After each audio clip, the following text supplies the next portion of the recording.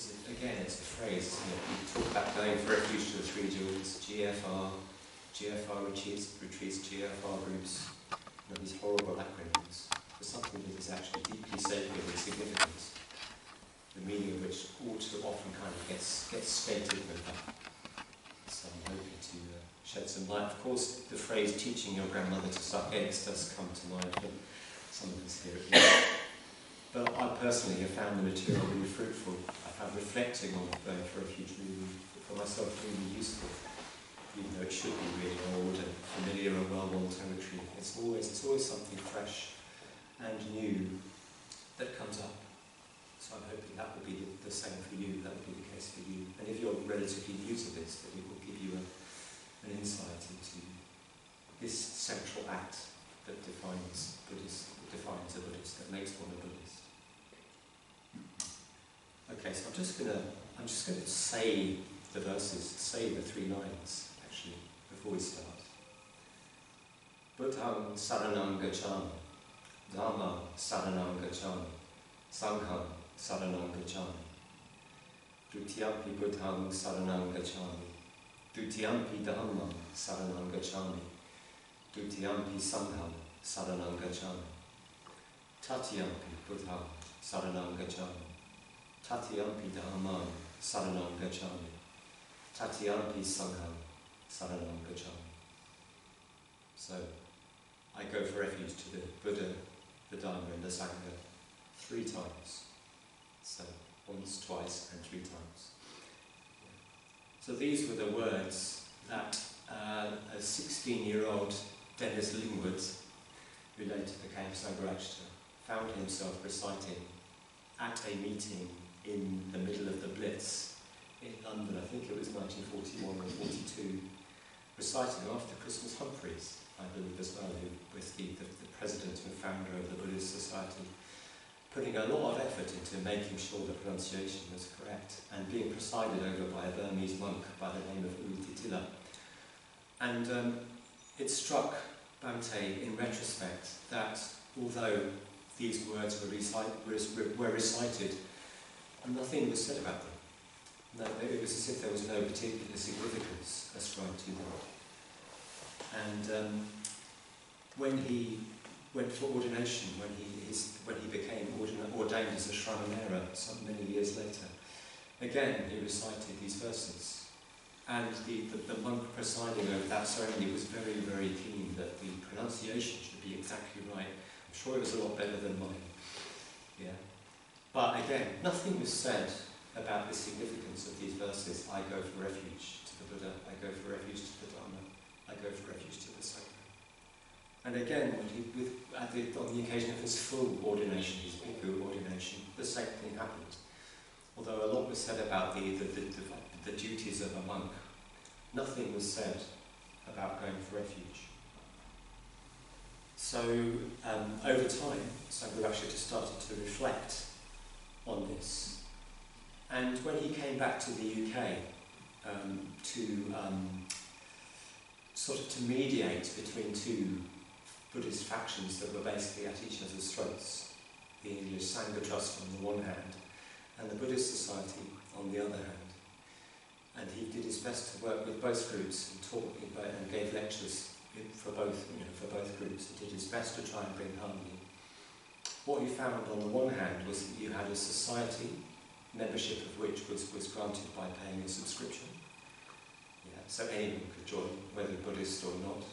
And on the other hand, you had a very strongly formalistic monastic tradition, where all of the emphasis was placed on ordination as being simultaneous with the act of going for refuge. And in his history of Going for Refuge, which is a really interesting book and a well-repaid study, Sangharajta talks about how his own thought evolved on the subject of going for refuge and its centrality, when he realised that he too had been confusing ordination with going for refuge. So when he first started thinking about becoming a Buddhist, about deepening his practice of being a Buddhist, the logical next step was to seek ordination, because in his thinking at the time, that was going for refuge. The 2 things were coterminous, they were the same thing.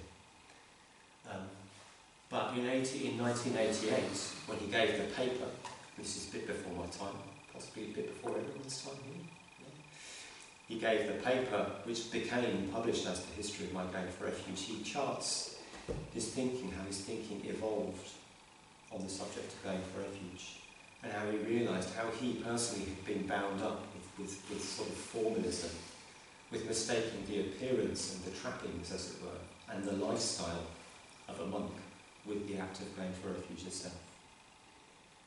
So I'll be looking at this and sort of giving some instances of his thought and throwing in a few interpretations of my own. But rather than just talk about why going for refuge is the central act, I'm actually going to take a bit of time to talk about what going for refuge is. Because, as I said, I think it's something that we often gloss over without looking at very, very closely. And if it is the central defining act of being Buddhist, then clearly it rewards careful attention. So, you have going for refuge to the three jewels. Okay, so maybe we can sort of do the going for refuge bit and get that out of the way, because in a way that's fairly straightforward. Although I think the idea of going for refuge is kind of an uncomfortable one for many people in the West. So imagine you're on a Scottish hillside out in the wilds. It's dark, it's cold, it's beginning to snow. You're getting cold, you're hungry, you're tired, and you find yourself outside a bothy, a refuge, a shelter from the weather, and the light's on inside the bothy, and you can perhaps hear voices, and maybe you can kind of smell that something is cooking. So the bothy has the promise of warmth and shelter and succour. Yeah. So what do? Yeah, you don't just stand there outside the bothy and go, I don't need to go for refuge. I don't need to go in there. I'm perfectly capable of standing on my own 2 feet. I'll just stay out here, And what happens, of course, is that you probably end up, getting hypothermia and having a really horrible time. And what any sensible person would do, of course, is open the door and go in. Yeah. So this is the first thing to be said about going for refuge. Well, there's 2 things to be said about going for refuge. So there's the act of going itself, and then there's what it is that you're taking refuge from, that you're going for refuge from. So the wording in Pali, saranam gacchami, is absolutely clear that it's an act of going. You make a choice. You choose to go for refuge. In some languages it translates as taking refuge. In German, for instance, it's taking refuge. And other writers in other Buddhist traditions write and talk in English about taking refuge. But for Bhante, that was always a bit passive. It was always a bit like sort of sitting there and sort of taking what was given to you. Whereas he was very clear that it's an act, it's a decision that you make, that you go and you do it. And unlike in the example of our bothy on the Scottish mountain, we're taking refuge from the cold, from the wet, from the dark, from loneliness, from a whole mass of sort of difficulties and a whole mass of kind of unpleasant situations. Yeah, and when we're going for refuge to the three jewels, we're going for refuge from suffering. Yeah. We're going for refuge from suffering. Who wouldn't want to do that?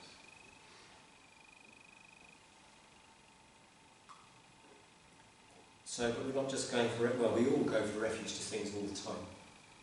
Yeah, in the sense of taking things in the world and going to those things as a means of providing ourselves with some measure of security, of happiness, to shore ourselves up against the world. So we all have our own examples and our own lists. Careers, money, family, box sets, chocolate, cars, iPhones, work, political parties, football, you name it. Yeah? All of us have things in our lives that we look to for some measure of security. But going for refuge in this case is going for refuge to the three jewels. And Bhante says, of the jewels in the history of my going for refuge, well, if they're jewels, then they are the things of most value. Yeah? They are the things of the highest value, yeah? Which for a Buddhist are the Buddha, the Dharma, and the Sangha. Yeah? So it's very clear that, in a sense, that means that we can only go for refuge to those things. We can't go for refuge to a whole bunch of things equally. Yeah? In this case, we're going for refuge to those things which are of greatest value. The highest values.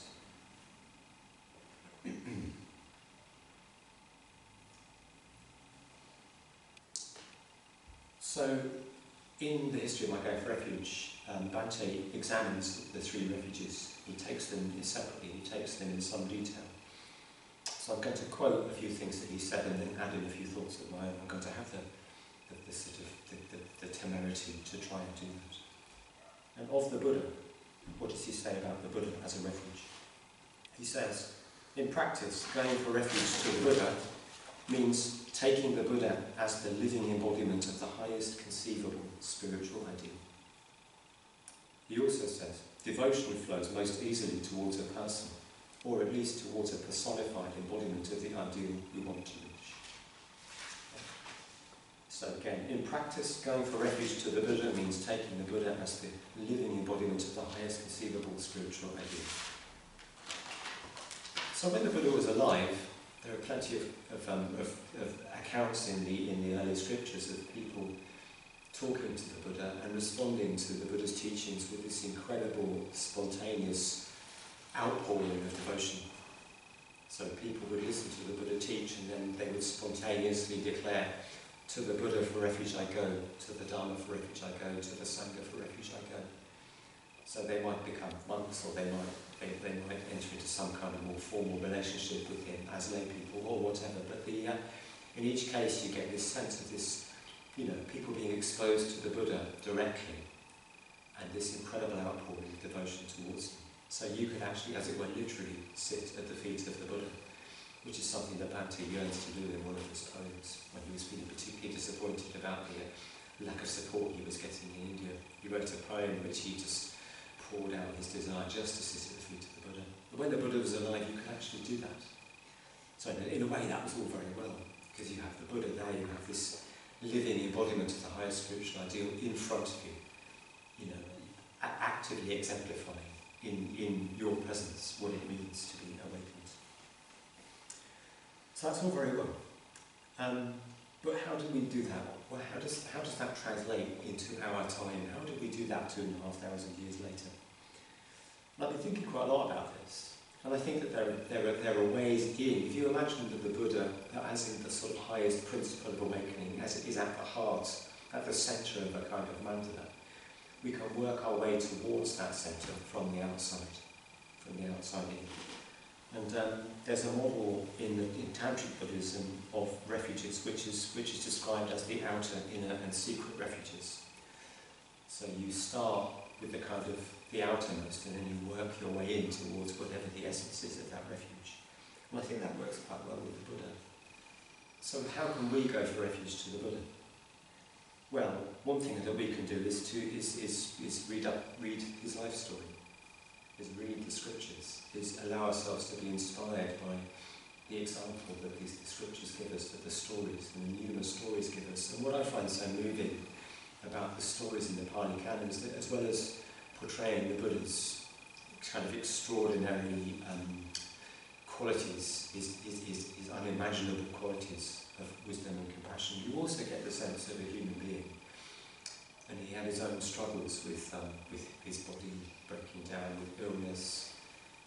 He asks Ananda at one point to carry on teaching because his back's hurting and he wants to lie down. And so you get this sense of the Buddha as a human being, a very special human being, but a human being. And for me, the portrait that hangs in the lobby that Amity Jyoti did of the Buddha and Ananda speaks to that dimension of going for refuge to the Buddha. So we can be inspired by the Buddha as the historical embodiment of awakening, if you like.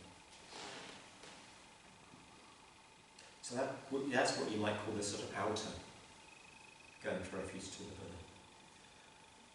And then something happens in the Buddhist tradition that when the Buddha died, or actually I think before the Buddha died, people would start to kind of bear him in mind even when he wasn't there. And I'm going to read something from the Sutta Nipata, which is very well known, from Pingya's praises from the way to the beyond, which illustrates this. So he's chatting to a Brahmin called Barbari, who's asking him why he doesn't spend every waking moment with the Buddha, because he's so sort of, He's so kind of into the Buddha, as it were. And he says to the Brahmin, "You see, sir, with constant and careful vigilance, it's possible for me to see him with my mind as clearly as with my eyes, in night as well as day. And since I spend my nights revering him, there is not to my mind a single moment spent away from him."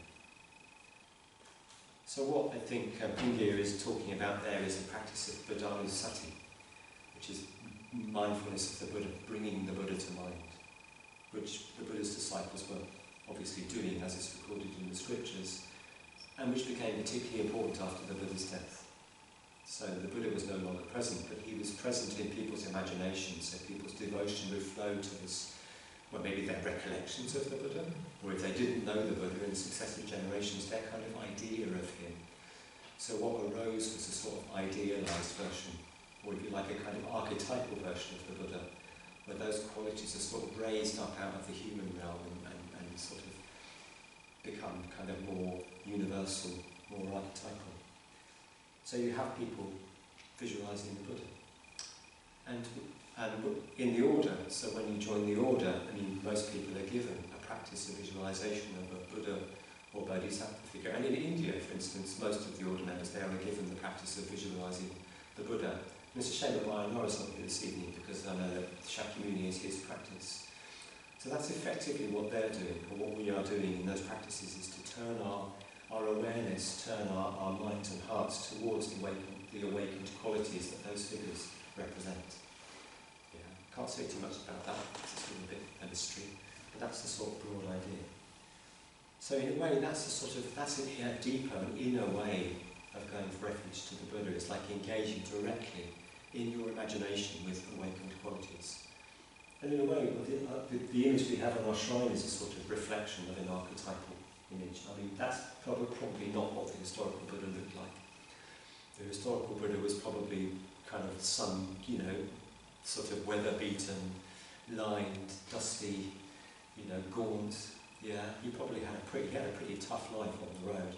And, as is, again, recorded in the picture, which is well worth the look. Yeah, but our Buddha, the Buddha in our shrine, is lifted up out of that purely human context, and it sort of conjures up something more archetypal. So qualities of beauty that are not just the human realm, but they speak to us from a higher realm of form and beauty. And so I think that's what Buddha figures and Buddha representations are about. So if we dwell on the Buddha in that way, if we contemplate an image, or if we do a practice of Buddhanussati, we contemplate the Buddha in that way, that's another way of accessing, going for refuge, and in a way sort of going deeper, going into a more fundamental relationship, more direct relationship with those awakened qualities. According to the principle of that which we turn our minds toward, that is what we become. Yeah. So that you might call a sort of inner refuge, as it were. But in a way it can go even further with a sort of a basic sensitivity to awakened qualities, which we can really tune into if we're sensitive.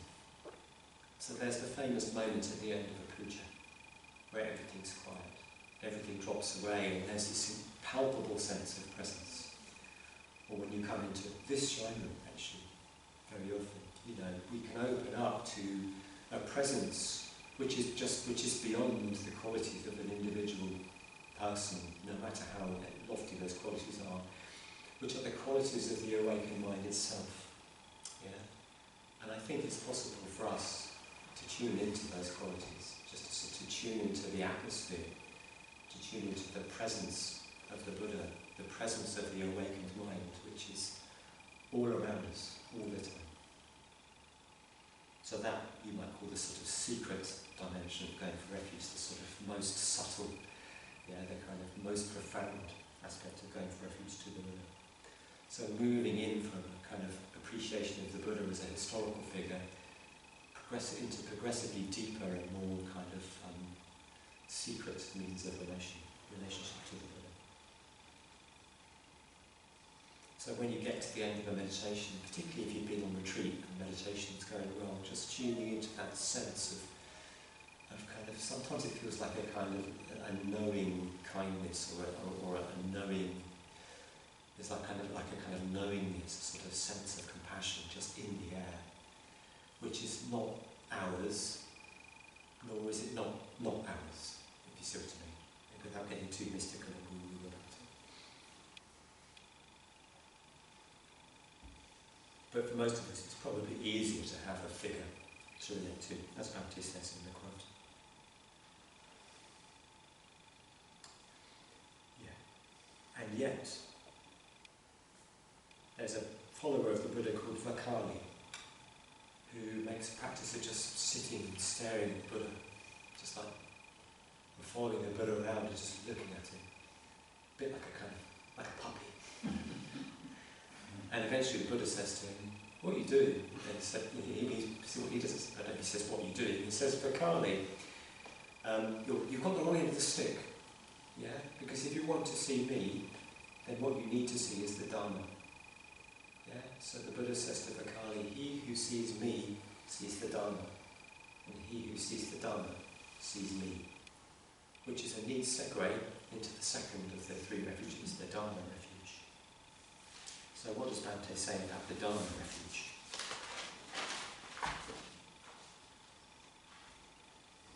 So what he says, well, he says many things, but he says in particular, in the case of the Dharma, which was both teaching and a spiritual principle, going for refuge was of two kinds, intellectual and spiritual.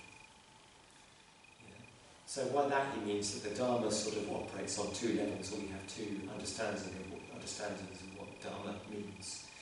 So on the one hand it means all of the teachings that the Buddha gave us, the practices that he gave us, so the Noble Eight, the Four Noble Truths, the Noble Eightfold Path, the Threefold Way, the lists of various kinds. So all of the teachings which have been handed down to us as a sort of manual of spiritual practice. That is the Dharma in its manifestation as a teaching, as teachings. Yeah. But what those teachings point to is the spiritual principle behind them. So when the Buddha became awakened, he saw through directly to the true nature of things, to reality itself. And what he spent the rest of his life trying to do was communicate that experience in words that could be understood, which could sort of somehow point to the experience, but without being the experience itself. So you've probably heard this sort of famous image of the Dharma, the teachings, the transmitted Dharma as a finger pointing at the moon. So the teachings of the finger, but the Dharma itself as reality is the moon. And it's important not to get the two mixed up. But if the Dharma is a teaching which points at a spiritual principle, Bhante makes the point that if we're going to understand or penetrate to the spiritual principle, we need to know something about the teachings. He says there is you can't really get around the sort of intellectual, or as it were, cognitive part of the whole journey. You can't bypass that and go straight for the principle, unless you're a Buddha, or unless you're particularly spiritually gifted. For most of us, it means that if we want to go for refuge to the Dharma, then we have to engage with the teachings. We have to know something about them. That's okay. I was going to look for a quote, but I didn't take out something clever that T.S. Eliot said about the need for intellect. That there has to be an intellect there in the first place. So that's what you might call the kind of, that's the starting point, isn't it? And again, there are three. You could always say that there are three stages of going for refuge to the Dharma, to the Dharma in the sense of the teaching and the spiritual principle. So the first of it would be a kind of an observance of the Dharma as a sort of form of lip service, where you just do something because it's said that you should do it, but you don't really think about why you're doing it. So, what comes to mind is all of the rules of the Vinaya, of the monastic code. So, I don't know, some of you may not know that when to become a monk in the early Buddhist tradition, you had to follow hundreds of kind of monastic regulations, all of which originally had some sort of spiritual points to them. But what happened in Bhante's experience was that the observance of those rules lost sight of the spiritual principles behind them. So people were doing things like not eating after midday without any real sense of what the spiritual value was of what they were doing and why they weren't eating after midday, which might be to do something to counteract craving, for instance. So it became a formal observance. Yeah, and many of these observances sort of have become purely formal, without any real sense of spiritual vitality behind them. So we might observe the precepts in that way. We might, it's a bit like wearing a hat or not wearing a hat in church. And of course, there's nothing wrong with that necessarily. I mean, if you observe the precept not to take life just as a pure matter of formality, it's better than taking life, as it were. Yeah, but it's not a bad starting point. But it doesn't go far enough. So the inner refuge in this sense would be that we start to get to grips with the teaching as a possible means towards liberation. So we start to engage with the teachings, with the actual meaning and import and purpose of those teachings and what it is that they are pointing towards. So in other words, we start to transform our lives. We embark on the path of transformation using the Dharma as our guide. So rather than just doing things because we think we should, or because other people do them, or because that's what you do, we are making a decision to engage with the Dharma, with the teachings of the Dharma, and grapple with them and work them out for ourselves, and work out why they're important and whether they actually make a difference to our lives. So we're testing them out in the light of our experience. So that is, I strongly imagine, is where all of us sitting here are. We'll be at different stages of that journey, but we're all in our own way still, getting to grips with the Dharma as taught, and seeing how it what impact that has on our lives, and sort of seeing how the Dharma as taught relates to our experience. And then, of course, in a way, but that in itself is not enough. So that is the Dharma as a raft. So we're using the Dharma to try and cross from this shore to the further shore of awakening. But at some point, we need to sort of start making the transition from a kind of observance of the Dharma as teachings to a deeper engagement with the actual experience that the Dharma is giving us. So with those truths unfolding and opening in our own experience. So impermanence as a lived experiential reality, as a feature of our experience. Not self. So seeing through this sort of idea of fixed separate self, which causes us so much grief and pain.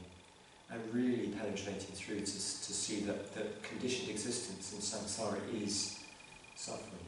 So we start to go beyond the written word and the observance into a fuller relationship with the reality behind those teachings that those teachings are pointing to.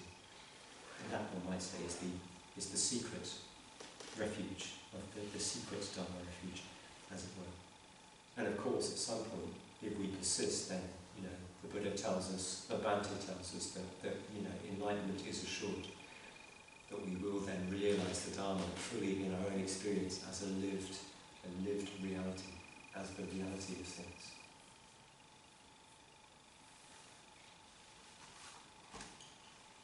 But of course, we can't do this on our own.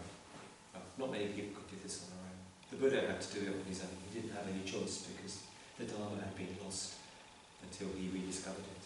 But the Buddha was a spiritual genius. And I don't think I'm a spiritual genius. Maybe some of you are spiritual geniuses. I couldn't possibly comment. But I can only go from my own experience. Yeah. But we need peers and we need exemplars to show us the way, to help us tread the way. And of course, when the Buddha attained enlightenment, when he woke up, after the story tells us he'd gone through this little bit of vacillation about whether he should teach at all, his first instinct was to go and teach, to go and share his experience. His first instinct was to create Sangha. That was what he did. That's what Buddhas do. They create Sangha, because in a way, how could they not?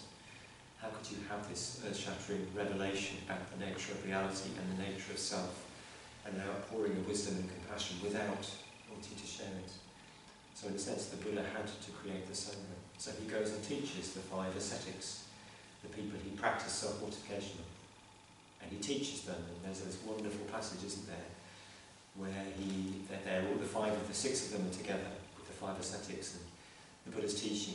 Some of them go out to get alms and bring alms back, and then others go out. So you've got this sense of spiritual community, a really live and vibrant spiritual community forming, and all of those people, one by one, get it. They all attain enlightenment, which, God, I wish it was that easy. But they didn't have the Buddha.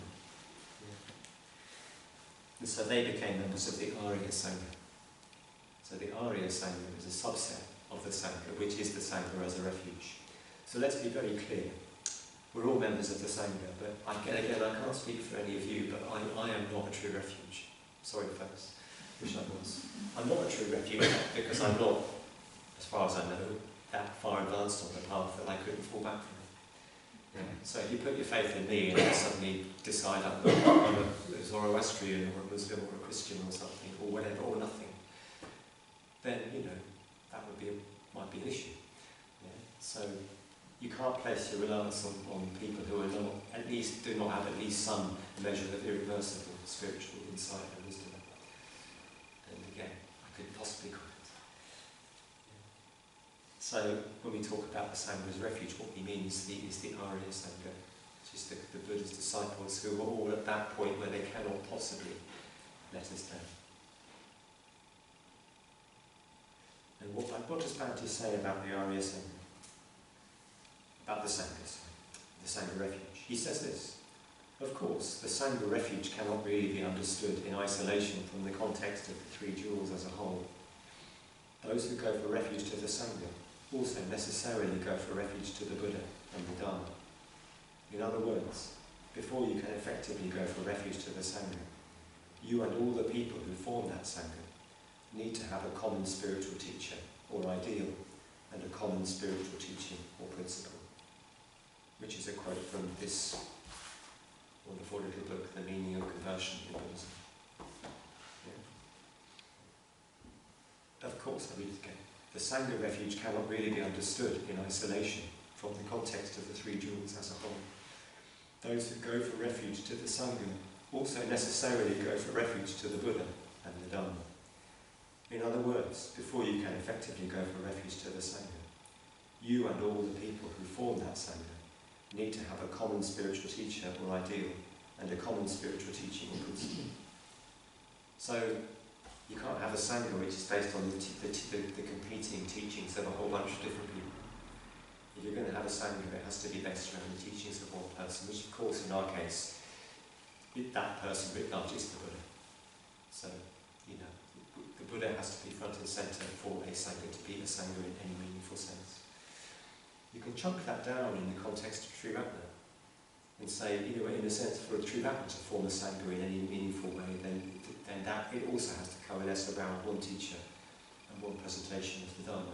And in that case, that's our teacher and founder, again, Bhante Sangharajta. But again, I think you can approach the Sangha in three stages, as with the other refuges. So the outer, the inner, and the secret.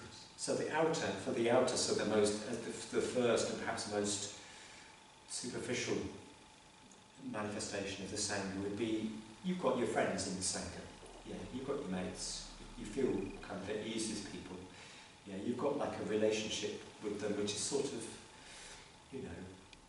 which is probably very good, and useful and worthwhile having, but based to some degree on utility. We have a nice time together. We pass the time of day. We may do sort of a certain amount of chit chat. So you get to know people in the Sangha on that basis. They're your friends in the Sangha, which is lovely, and there's nothing wrong with that. It's the starting place. But at some point, that spiritual community, that loose grouping of people, has to become an effective spiritual community. And Bhante has this expression, vital mutual responsiveness. So people in an effective spiritual community, they respond to each other with vital mutual responsiveness, which means they respond to each other and they interact and communicate on the basis of spiritual ideals. So that is the experience of going deeper into Sangha. In my experience, is that you more and more relate to people on the basis of that vital mutual responsiveness. You cut through the kind of the superficial things and you enter into a relationship of greater depth, which is based on your shared mutual going for refuge. And obviously that functions at all sorts of different levels. So members of the spiritual community encourage each other to develop, to become free, to become awakened. In a way, we're all here in the business of encouraging one another to develop to the best of our potential, to be the best that we can be, to strive for awakening. So that's the sense of Sangha as a refuge, and that's the next level of access to Sangha as a refuge. And I think what that points to is that when you are in relationships with people which are based on that kind of mutual responsiveness, that points to something beyond yourself. Then you can have flashes and glimpses of the Sangha as a true refuge. So when you have really good communication with somebody, if you're in really deep harmony with your friends in the Sangha, then even if none of you are true refugees in yourself, none of you are irreversible on the path, you point towards something, the potential opens up in that communication, in that harmony for something higher, something more true, something purer and more real.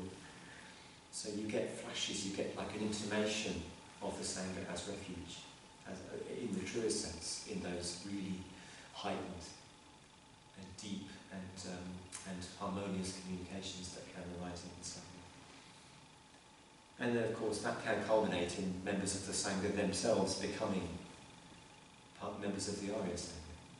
So you yourself then becoming a refuge, getting to the point in your Dharma life where you can no longer fall back and where you become completely, definitively reliable for other people.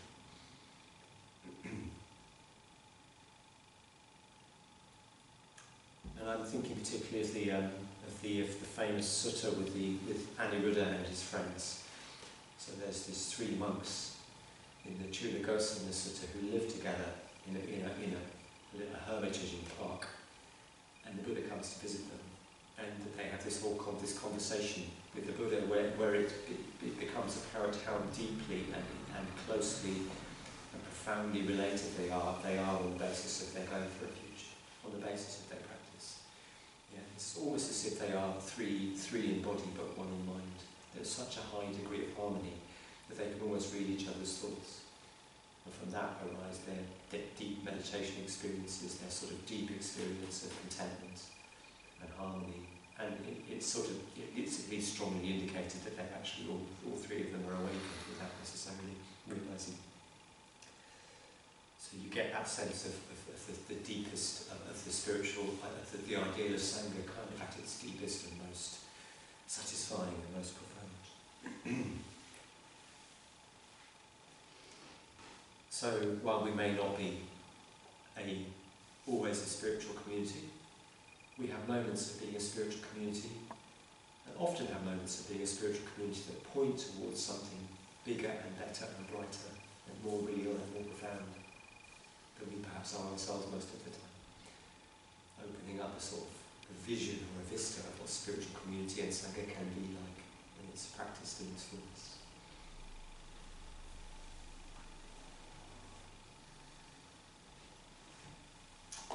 So that, I've taken comments by Bhante about the three jewels and given you my thoughts on the subject. But what about the centrality of going for refuge? So I've talked a lot about going for refuge, and so I spent a little bit of time racking my brains to try and find something clever to say about the centrality of going for refuge, about why going for refuge is central. And I just kept coming up against this thought, well, duh, it's obvious. And then I realised yesterday, that's the point. It's obvious because we have been well taught. It's obvious that I think that the three jewels, that going for refuge to the three jewels is the whole of the spiritual life. with all of its manifestations, all of its complexities, because that is what we have been taught, that is the movement that we have been given. And that, I think we owe a lot to Sangharakshita's clarity of thought and his own investigations and his own thinking on the subject of going for refuge. Because it wasn't obvious in his day, the centrality of going for refuge. I think, as I said at the beginning, going for refuge was like a formality, a formula that you recited and you got out of the way, as it were. And for many people, what was going for refuge was really about being ordained. So it was about the kind of appearances, the trappings, the manifestations, rather than the actual commitment itself. So Bhante talks about going for refuge as commitment. And he says, of course, commitment is primary, lifestyle is secondary, which was his response to the situation that he found, I think, in the Buddhist world, that he observed in the Buddhist world, where it more often looked as if lifestyle was primary, and it was from lifestyle that commitment, such as it was, would flow. So commitment is primary and lifestyle is secondary, and I just think this is the medium in which we move and breathe in Triratna. That going for refuge seems to me clearly and obviously all of the spiritual life is encompassed within it. So there's one last thing I wanted to end on, which was going for refuge. There is the going for, the going towards. And if you're going towards something, of course, you're going away from something else. So you can't go for refuge effectively without going forth from the things that stop you from going for refuge. So I think this is the challenge of the spiritual life for each and every one of us. If we all have this desire to go for refuge in the way that to the Buddha, Dharma and Sangha, we can't do that without actually sort of moving away from the things that hold us back, whether those things are circumstances, habits of mind, whatever those things are. Whatever those things are, we need to be examining our lives in the light of our going for refuge and looking at what is it that stops us from making progress. So I just wanted to throw that in as a sort of final utterance really in respect of all of this.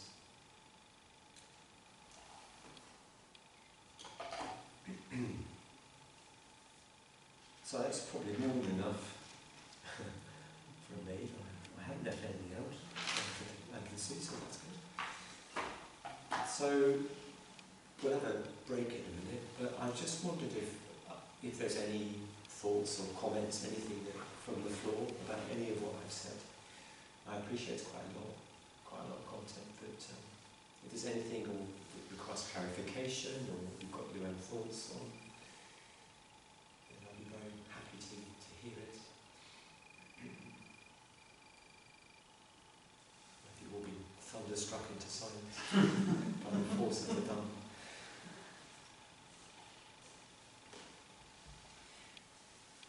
I suppose what I'm thinking is when you get to that level which you described as the secret level, it's actually impossible to tell the three things apart. That's it's impossible. I get the Buddha, Dharma, Sangha. They're almost indivisible by that point. Right, could you unpack that a bit, Kate? No. Because it's a really interesting and good point. But I can't explain what I mean. Okay. Anyone else want to have a go? Because I think you're right at that level that the three jaws are indivisible, they're not discrete things really. Would it be too simple just to say like an essence or see you've been nourished and it just feels like not too simple? You have to be careful with words like essence. Right. Obviously. I'm not quite sure what you mean, Claire. Felt sense then that felt you're on the right yes. the right path and you're on yes. it. Sort of knowing. Yeah. And knowing, yes. Yes. And the Buddha and the Sangha and the Dharma are all collectively part of that knowing. I sense that sometimes we can kind of partition our lives and even our Buddhist lives into, oh, I did a bit of Sangha stuff on this night, and I read some Dharma on this night, and seeing them as almost separate practices within, you know, like I did some study, I did my study group, and then I went out with some Sangha friends. But actually, maybe it's more about our spiritual life encompassing all of those things equally, rather than seeing them as separate components, that we sometimes have more of this and sometimes more of that.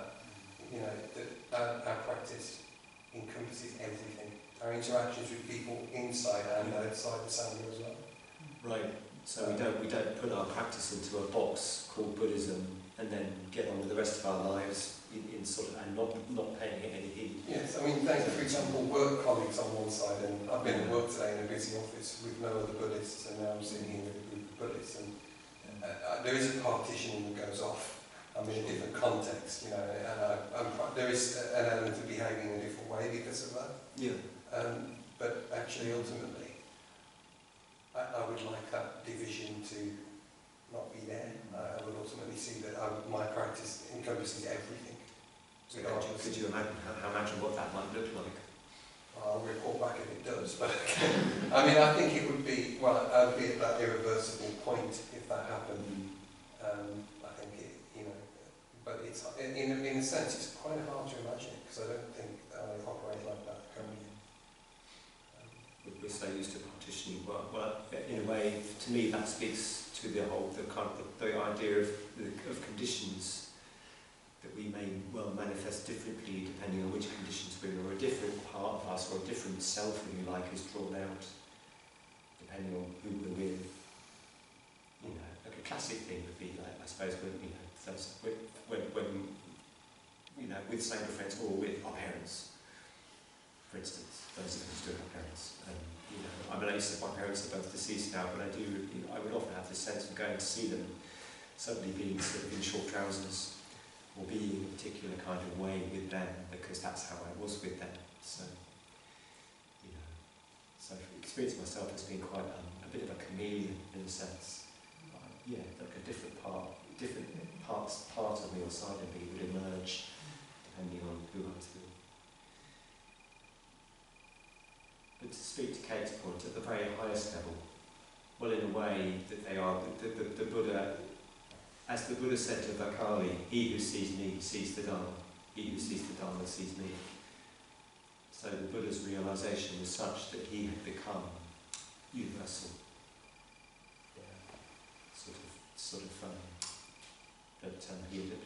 It's really quite hard to describe, isn't it? But that he had sort of freed himself from constraints and sort of particular identification with any kind of being in any kind of person or any kind of thing.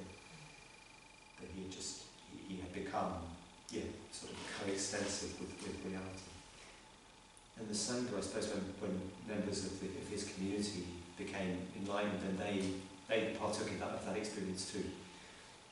So they too became, as it were, at one with reality, So you have the Buddha, Dharma and Sangha jewels kind of, as it were, becoming unified at that level. Which is probably a slightly particular way of describing it. Yeah, Jai, Can I go away from that for a minute? You can, yes. Can you say something a little bit about how the Sangha is the whole of the spiritual life in relation to what we're talking about? You mean spiritual friendship? Do you mean spiritual friendship as a whole of spiritual life? No, in what is the Sangha, which we're studying now in literature study, he does say Sangha is the whole of the spiritual. You're clearly much more up to speed with this remark, really. I've just read it this week. Does it, can you... Oh! It encompasses the whole spiritual life, doesn't it? Well, it does, but it's interesting, because I came to this from thinking, I love the way that you've gone from the Buddha and then to the Dharma, and then it's when you've got those two, when the Sangha can come. And the Buddha did discover the Dharma by himself, so then I went to think, well, was his Sangha the Sangha of all the Buddhas that are there anyway? Because he's beyond time and space. I thought, well, that's not helpful. I was just wondering if you could say something really. So then I came back to that, so I thought, what what was he saying when he told Ananda, no, not so Ananda? Well, that was about spiritual friendship, wasn't it? It being the whole of the spiritual life. Lake, looks like you have an idea. Well, yeah, this is just a thought that has arisen on a few occasions. I've read a slightly different translation that the Sangha in that talk is described as the beautiful and the noble. So I wondered if it went along with what you were saying about the Arya Sangha earlier. So it's not, like, whilst obviously having any Sangha is amazing as the whole of your spiritual life, what the Buddha was talking about to Ananda was the Arya Sangha.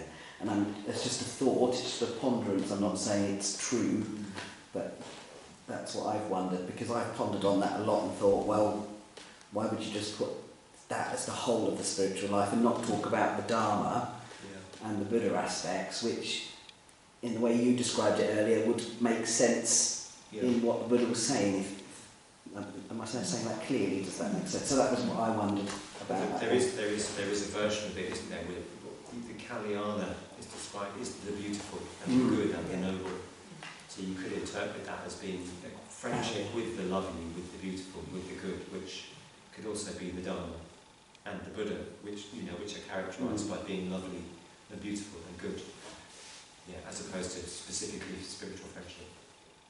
But I had a thought as well, which I suppose that the spiritual life is sort of entirely relational in a way, isn't it? So our practice of the precepts is entirely relational. It's all about our relationships with other people. And then we're practicing loving kindness meditations and practicing sort of overcoming the barriers between us and other people at deeper and deeper levels. So it strikes me that the spiritual life, when lived in its fullness, it can't be me doing spiritual life in isolation. That just becomes more and more of a contradiction in terms the more we go on. So that's one way we could go. You hear stories, don't you, of these yogis going to live in some Himalayan cave for years on end, and many have, and probably some are doing so now. They're not in relation with any other human beings, potentially. You get that with Milarepa, don't you? But Milarepa is always in relation. He's always bringing to mind his patrons and his guru, his teacher, and he's always happy to meet people when he does. So it's like he's in constant relationship in his imagination, in his heart with people, even if he's on his own. Bhante used to say that about the order, that even when he wasn't with the order, he had the order in his heart and his mind. When he was often solitary or whatever. So you can be on your own, but connected. Of course, conversely, you can be with people but completely isolated.